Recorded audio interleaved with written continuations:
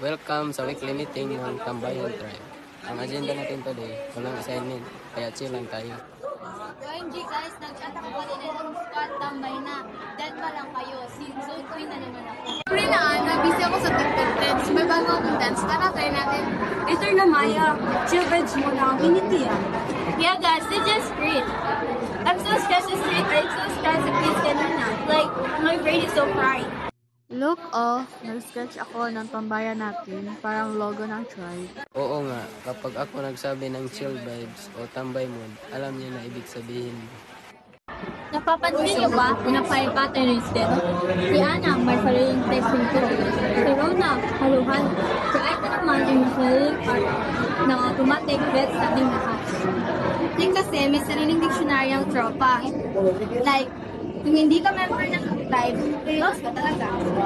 May secret ko sa pero walang exam. Uy, ano natin sa amin yung tambay ko? Meron ba yun? Hindi, it's just our word. Parang favorite type. Okay. Napansin nyo, kahit tayo nag-e-enjoy sa sariling salita, minsan hindi lahat nakakaintindi. Kaya dapat marunong din tayo mag-adjust. Tama, kasi baka isipin nila na iniwan natin sila o ayaw natin silang kasama. Parang art lamang, ikaw lang ang nakakaintindi ng gawin mo. Hindi matutuwa ang iba.